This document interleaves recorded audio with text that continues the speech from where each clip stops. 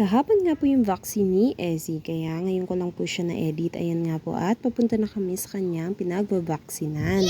Pangalawang turok nga ito sa kanya. Ito nga at nakarating na kami. Dito nga pala kami nagpapavaksin sa kanya. Wow! 750 nga per turok. Sayang nga at walang available sa aming barangay ng vaccine ng sa bata. Kaya ayan, dito na lang kami sa private kasi mahirap na kung hindi pa namin papavaksin. Oh, no! Gaya nga ng nabanggit ko sa aking nakaraang vlog ay nakagat si Ezzy ng pusa.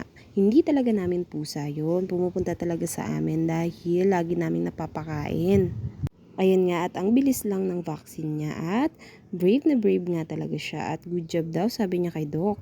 Ito nga at pagka-uwi nga namin ay nagprito naman ako ng fries. Wow! Dahil nga kakaturok nga lang ni Ezzy, alam kong nagutom ang bata. Ayan nga at luto na ang first batch. Yummy! Sa sobrang pagmamadali ko ng paggayat ng fries, malalaki yung pagkagayat ko sa kanya. Dapat maninipis lang pala.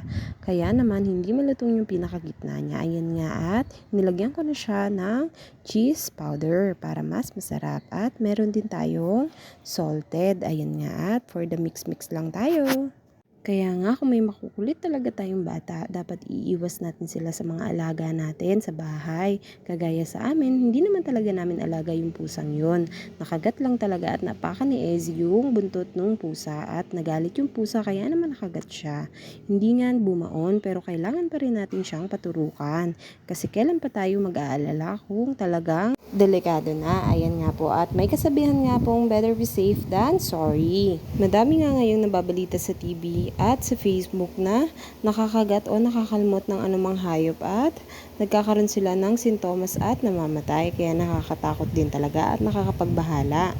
Kaya nga po sa mga magulang na kagaya ko, ingatan po natin ang ating mga anak. Kung doble ingat po tayo ay triplihin na po natin. Kung may mga alaga man nga tayong hayop at makulit ang ating anak, kailangan nating iwas sila doon. Ikulong na lang natin yung ating mga hayop, hindi po yung ating mga anak ha. Yun lang po. God bless!